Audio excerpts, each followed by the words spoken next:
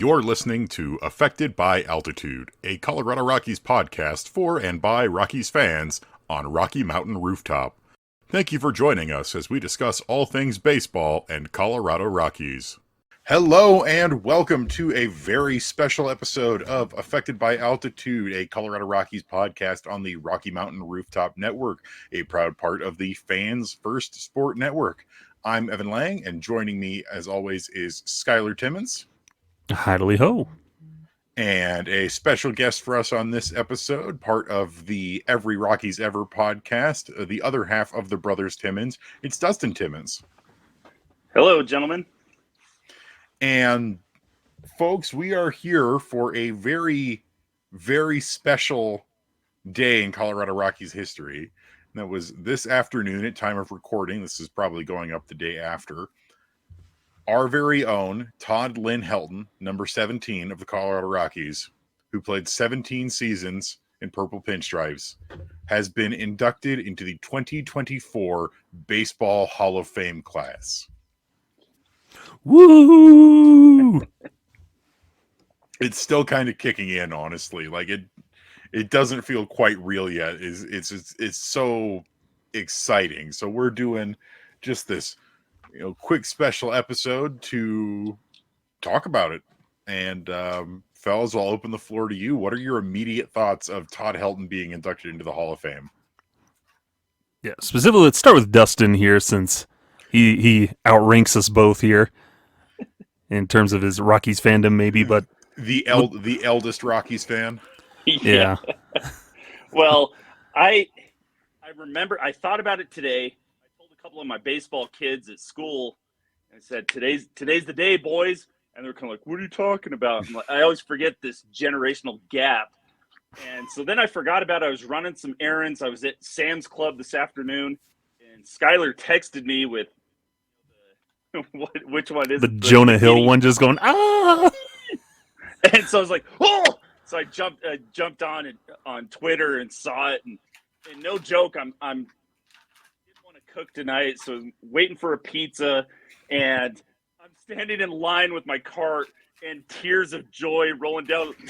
He did it. I watched the video of him getting the phone call and then watching the thing, and here I am, this grown man getting pizza for the family, and yes, finally he did it. So yeah, that was my awkward little, my day to remember Todd Helton. Then I start thinking, now I got to do a tribute and everything that he means to me. But awesome moment for Rockies fans and for Todd Helton. The Rock. He's my guy. Mm-hmm. Bet that pizza tasted pretty good too. Yeah, That's some Hall of Fame pizza right there, baby. Well, Dustin, you're lucky since you were out and about. You didn't get the awkward moment. We talked about this over on the Locked On Rockies podcast with Paul Holden. But it was during the announcement. No, they announced Adrian Beltre. Okay, there. All right, and the next Hall of Famer spent his entire career with one team.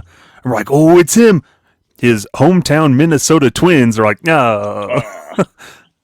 So that right there, they're just phrasing of that kind of took away because we're like, oh, on the next one. But yeah, so you missed out on that fun little awkward moment. And you were busy today, so pretty much all day while I was at work, I was thinking about, is he gonna get in? Is he gonna get in? Like, this is all I've dedicated most of my brain to so far today.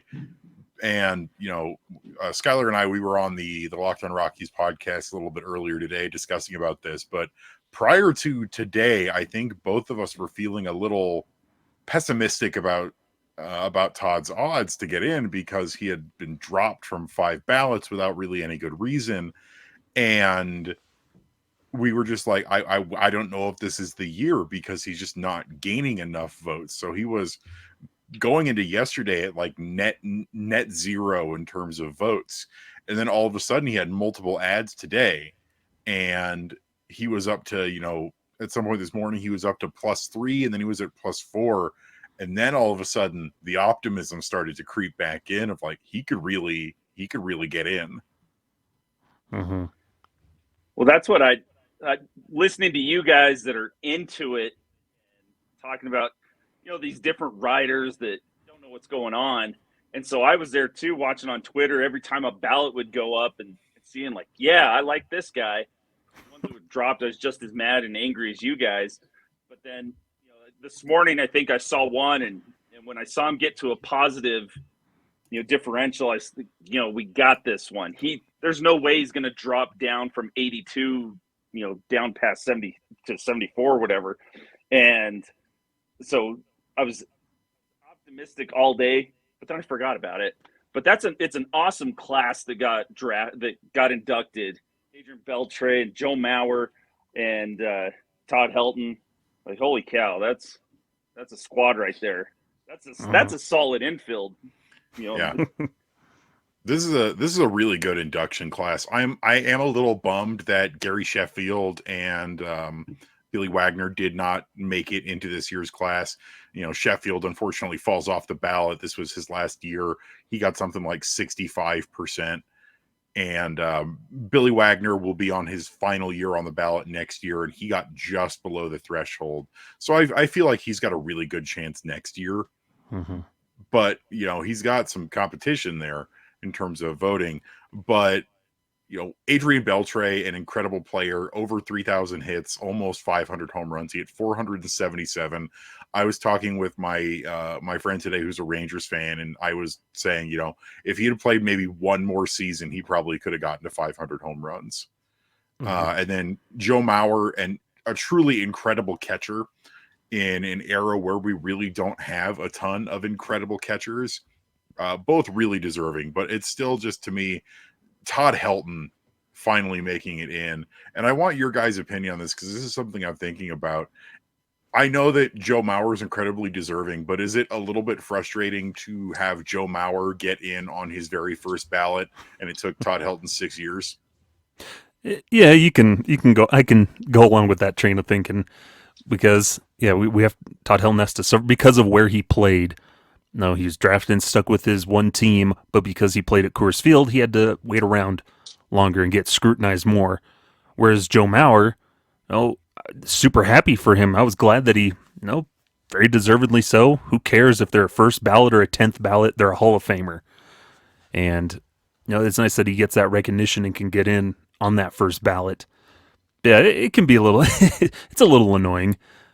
Just like, he didn't have to face that same scrutiny that like Todd Helton did in those other extra variables, where you'd see people on MLB Network, Joel Sherman. I believe Joel Sherman voted for him. Didn't vote for Todd Helton, but he voted for Joe Mauer. And he was sort of, how is Joe Mauer not like 80% type of stuff? And it's just perception, I think, from the writers, and just Todd Helton played on a bad team in a weird time zone, and all these writers didn't really want to pay attention to him. I think what frustrates me most is there's those guys on the ballot that he's a Hall of Famer, and so for Joe Mauer to be in his first ticket, I'm good with that, because he is a Hall of Famer. He doesn't, and that's what I hate about it is, he's a Hall of Famer. Why are we debating and we're doing campaigns for these guys? Joe Mauer was the best catcher in his time frame. I think when I think of the catchers at that, Buster Posey and Joe Mauer, those were those two time catchers that just held these franchise together and pushed them to success. And so I'm happy. I love the Minnesota Twins and Joe Mauer, but I'm not too mad. But I'm so glad that finally people are getting over the Coors Field stuff, because I've thrown fits about, what about the players at Boston that have the Green Monster? How many doubles are they hitting off the wall that would be regular fly balls elsewhere? So, all those kind of things, and that East Coast bias. But I'm just glad we're not really going to have to worry about any Hall of Fame voting for Rockies probably for a while. Sadly. Unfortunately. I will quickly mention, there are 4 former Rockies on the ballot for next year to be expected. That is going to be Mark Reynolds, Ian Desmond, Troy Tulowitzki, and Carlos Gonzalez. Of those four, Tulo's probably not going to get kicked off in the first round of voting. Probably. Or there'll at least be more discussion about him. And I think Cargo's also got a really good shot of at least staying on the ballot. I don't think either of them eventually get inducted. But you mentioned the stigma of Coors Field, and I think about how a lot of people who didn't vote for Todd Helton, they justified it with Coors Field. A lot of them are those East Coast writers. I think 20 ballots that were submitted were from writers on the East Coast that didn't have Helton. And then you have the guys, Dustin, I really like you said, it's like you're either a Hall of Famer or you're not. And that's what's so frustrating is like you had 5 guys who had Todd Helton on their ballot and they dropped him without really any rhyme or reason. And it's like, so what happened between last year and this year that make you suddenly think, oh, he's not a Hall of Famer anymore? Mm-hmm. I think the big thing too is why we have those campaigns and things and these debates and arguments, because it's good, healthy to have debates on guys. But the reason we have to have those is because of those that are, I don't want to say ignorant, but they refuse to do more of that research and really dive into things and do their homework. Where that's where we saw with a lot of those old school writers, old guys over on the East Coast and on the West Coast that didn't want to vote for Helton, is because they just have misunderstanding of who he was as a player, because they just look at the numbers. Oh, you hit 350 at home and only 281 on the road? Awful. What an awful player. But then you think, he did what at home and then still did like pretty dang good on the road? Like you're criticizing him for being too good in one place and not the other type of thing. Like if he had hit 310 at home and then still the 281, do you think they have that same argument against him? I actually think they would reverse it, where they would say, and we've seen this a couple times. Why didn't he do better? Some writers say he didn't hit better at Coors Field. Yeah, he didn't hit enough home runs for playing at that place. John Heyman, for being a first baseman at Coors Field, and we've talked about this a lot recently. Is that once the humidor was installed, and yeah, Todd Helton did have a couple seasons with the humidor, but the ball doesn't really fly off the bat the way that it used to. And I've said this time and time again, it's less that if Coors Field was really this incredible magical place where every hitter was amazing, why could nobody else do it the way that Todd Helton did it at home? And why aren't the Rockies churning out Hall of Fame hitters left and right? Because they're not. The Rockies are bad and their player development's largely been bad. But it's the same for on the road, where I've said this as well. Coors Field is less of a blessing for hitting at home, but it's more of a curse for hitting on the road, because it makes it so much harder to hit on the road. And despite that, Todd Helton was a fantastic road hitter, where it's been brought up time and time again that his road numbers alone in his career, 287, 386, 469, with 142 home runs and 271 doubles, an OPS of .855. Those are better than the career numbers of some guys already in the Hall of Fame. Mm-hmm. So it's nice to see. What he played at Coors. It's nice to see Todd finally get in. Mm-hmm. Real quick before we take a short break, what are your guys' thoughts on, does this finally, now that there are 2 Rockies Hall of Famers, and Todd Helton especially, dispel or at least make better the Coors Field factor in terms of Hall of Fame voting? It still helps, but it just depends on whoever the next, I guess, big, Colorado Hall of Fame candidate is that like has a legitimate shot. Because even Matt Holliday falls off the ballot after his first year, gets 1% of the vote, which should have gotten more. But who knows, years down the line when we can have that conversation again, because they're not going to talk about it with Tulo really. Oh, it'll come up with Tulo and Cargo, obviously. but I don't think it'll be as much as a factor as it would when they're highly scrutinizing somebody who is on that bubble for the Hall of Fame. Yeah, and then looking forward, I think the only guy that will probably going past Tulo and Cargo, the next guy after he retires will be Chuck Nasty. And I don't think that'll ever be brought up that, because nobody looking at it, nobody at that caliber of Todd Helton, production and what he did as a player, the 2000 season and stuff like that. So I just think that they'll just go back in the garage like they've been the last few years, and nobody will really bring it up unless we get that superstar that just blows up. Mm-hmm. Definitely. We're going to take a really quick break, and when we come back, we will keep talking Todd Helton in the Hall of Fame, so don't go anywhere. We'll be right back. Thanks so much for sticking with us through that break. I'm Evan with Skyler and Dustin Timmins, the brothers Timmins from Every Rocky Ever. On this very special episode of Affected by Altitude, we are celebrating and discussing the long-deserved induction of Todd Helton into the Major League Baseball Hall of Fame. And sort of resuming where we left off, it's really just talking about how special a player Todd was, how unique a player he was. He was a truly excellent first baseman during a time where, defensive first basemen weren't really, particularly common, and he was a very good defender. Now, of course, you're always going to take a hit with the metrics when it comes to defense at first base, but it can't go without saying that Helton was an excellent first base defender. But then you roll into just how good of a hitter he was. And, fellas, people all the time say, oh, well, he didn't hit enough home runs at Coors Field, despite the fact that he still hit 369 career home runs. But as we've said time and time again, where Todd Helton excelled was as an extra base hitter, as a doubles hitter, a prodigious doubles hitter. He has the 20th most doubles all time in all of Major League Baseball.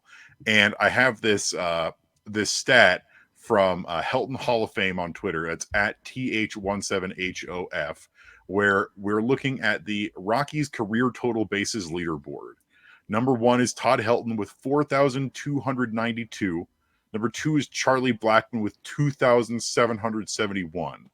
And number 4, if you turn every one of Todd Helton's extra base hits into a single, is Todd Helton again at 2,519.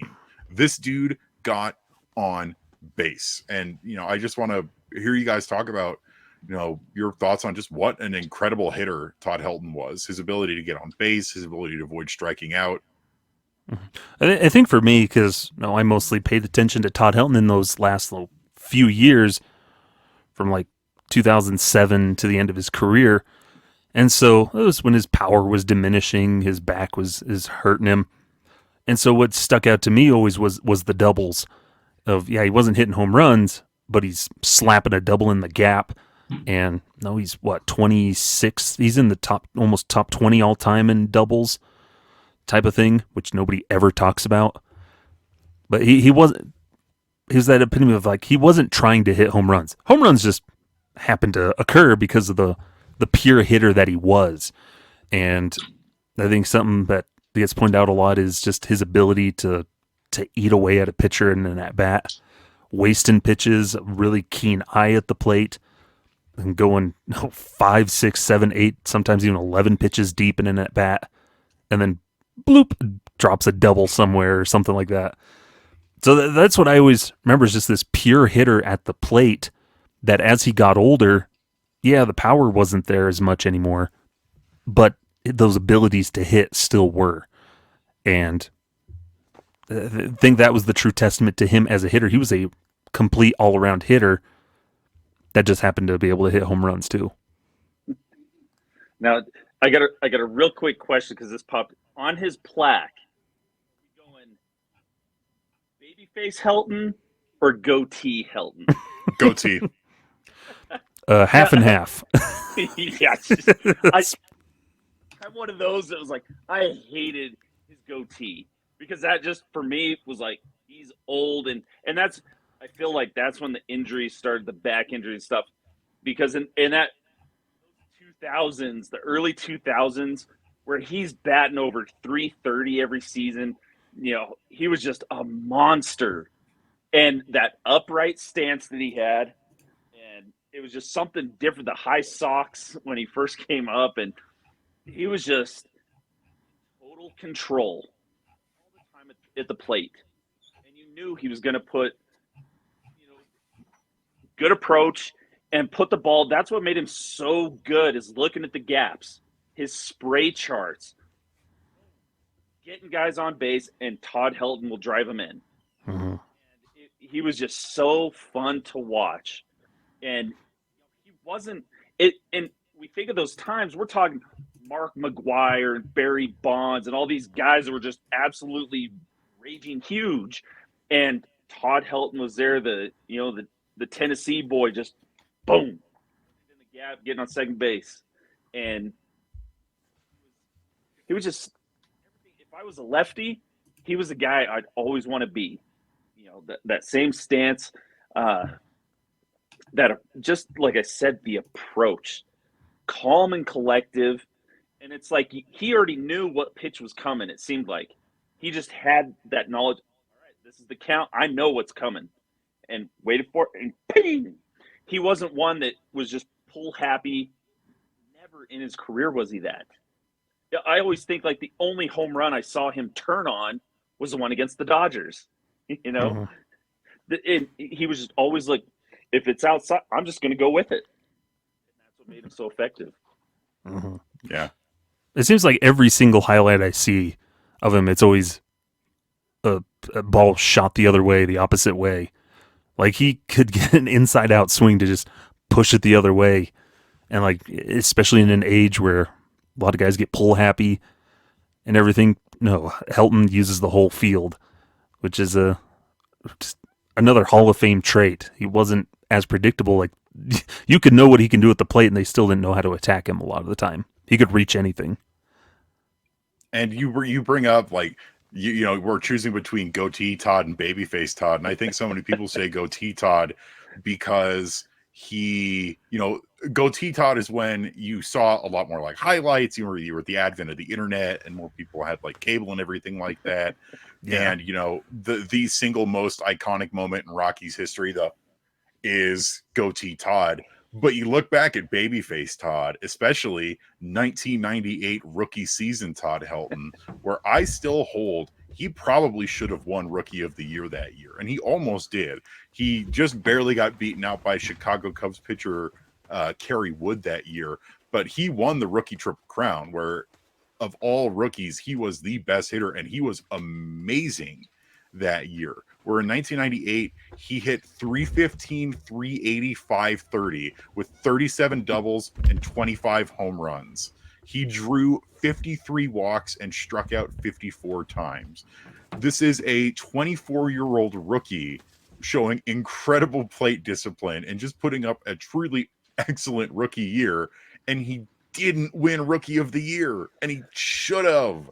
If Kerry Wood wouldn't have had the 20K game, it's his award. Mm-hmm. Because like the rest of Kerry Wood's season, in my opinion, and not to hate on Kerry Wood, because I like Kerry Wood, is fairly unremarkable. Like it's that he had 233 strikeouts to 85 walks, but his WHIP was 1.2, his ERA was 3.40 in 166 and 2/3 inning pitch. Like he was a good pitcher, but I really do agree with you. It's like it's that 20 strikeout game that pushed him over the edge. And then you have the other Helton robbery season, which is not talked about nearly enough, is that in 2000, Todd Helton put up one of the best single seasons we've ever seen and finished in like 5th place in MVP voting. Coors. So Todd Helton led the league in hits with 216, in RBI with 147, won the National League Triple Crown, hitting 372, 463, 698 with an OPS of 1.162. He was the leader in wins above replacement for all MVP candidates at 8.9. And yet for some reason, Jeff Kent won MVP, and Jeff Kent had a good season, but Helton's season was awe-inspiring. It was one of the, and this was babyface Helton, one of the best seasons by any Rocky ever. One of the best seasons by almost any player ever. And he got snubbed. And that's part of it, is that Coors Field mentality, and of the Rockies being a smaller market team in a weird time zone that baseball writers don't want to talk about. And the Rockies haven't done much to help that by being so bad through most of their history. But it's players like Todd Helton who could be great. I think he's that benchmark of, you can be great in Colorado. You can be drafted by this team and be great. And no, a lot of that's natural born talent and his skills he already brought to the table. But he still thrived and understood the environment he played in. He conquered hitting on the road most of the time. He is the epitome of what it means to be a successful Colorado Rocky. And there's been other guys that have kind of followed in that path, but none to the level of Todd Helton. Of his consistency of being on the field. He was always ready to go. It wasn't until the last couple seasons that he didn't play 150 games or more. There's a couple of little blips, but he was consistency in all aspects of the game. And one thing I always wish that we could have seen was a Todd Helton pitching relief. Getting a pitching appearance. Because he closed games at Tennessee. He had a pretty good arm. But that was, you got to be a quarterback. Yeah, that's always something I've wanted to see. But with superstar stat, that was never going to happen.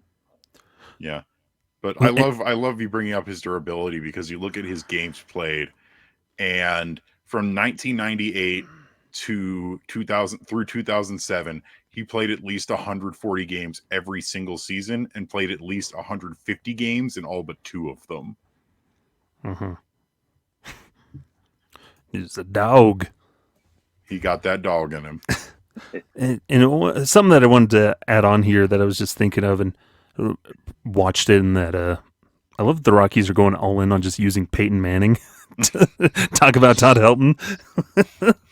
But in that video that they posted that Peyton Manning narrated, the thing that always stuck out is that he did all that with just extreme humility.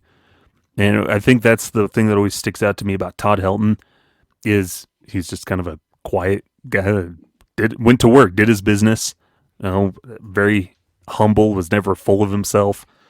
Was never so he had that opportunity to be traded to the Red Sox before the 2007 season, but instead came to the ownership like, no, I think we can win here. I want to be here.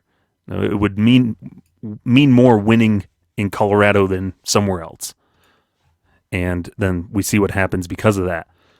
Or when he kind of restructured his contract a little bit to defer his money in those last couple of years to just help bring some financial relief to the team, and during a contract extension, and what the team wanted him to retire as a Rocky, and he's like, yeah, okay, let's do it, and made things work.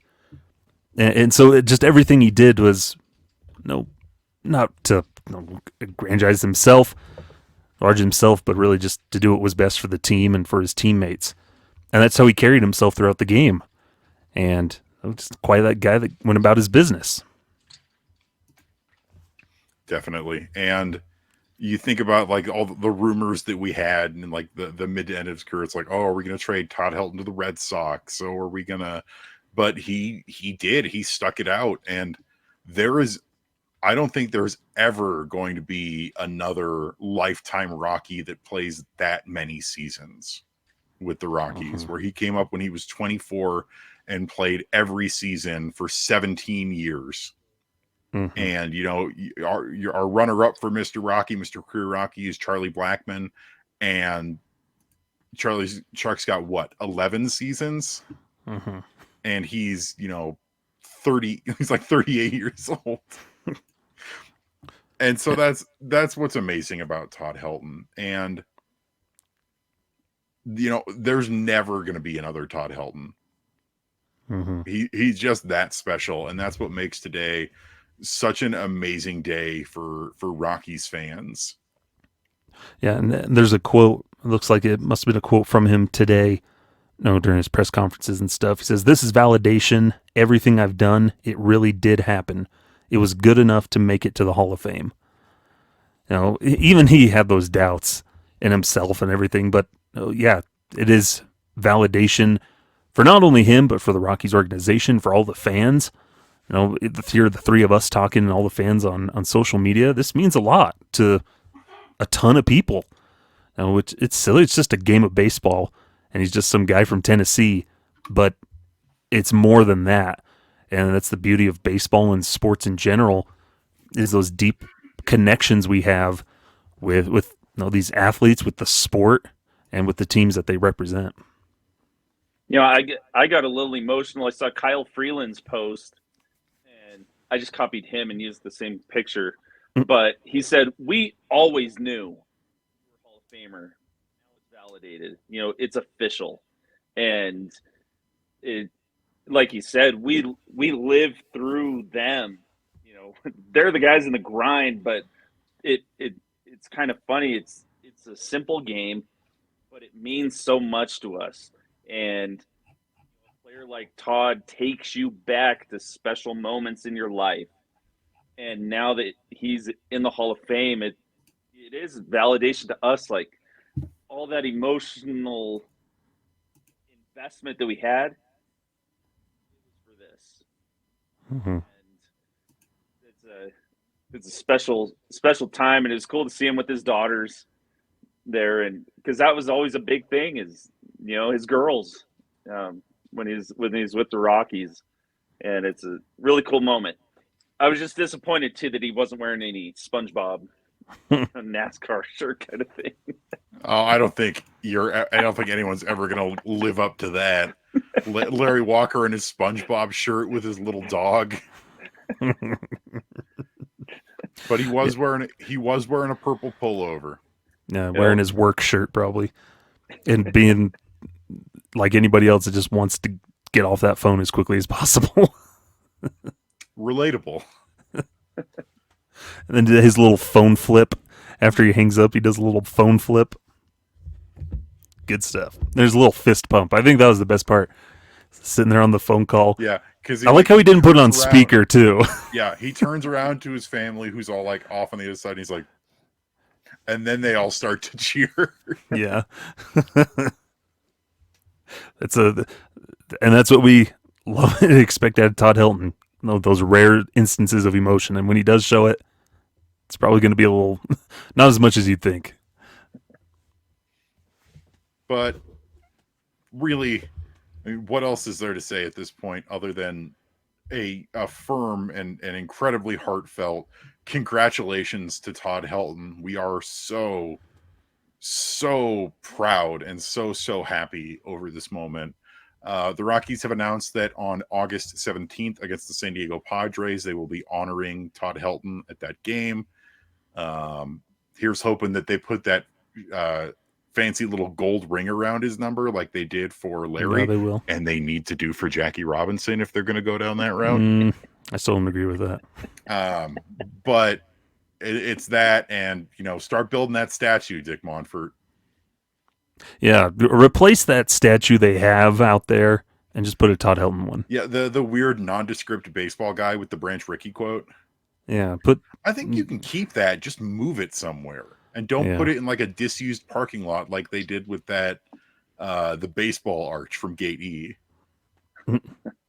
I'm still mad about that. They kept saying, "Oh, we're going to relocate it." Whatever. Let's not. This is a joyous occasion that our first baseman, Mr. Colorado Rocky, is getting a plaque in Cooperstown and will be inducted this July, along with his former manager, Jim Leland. They'll have you arrested for impersonating a baseball player. We'll have 3 Rockies in the Hall of Fame. There you go. But that's going to do it for us here on Affected by Altitude. Thank you so much for joining us for this special episode. Dustin, how about you tell the folks where they can find you at? Well, I'm more of a TikTok guy. I got to be with the youngsters, but all of my handles everywhere are at Mr. T Spanish. Mhm. Being turned into a sweaty high schooler playing Fortnite Yep. like a nerd. Todd Helton skin for Fortnite when? Yes.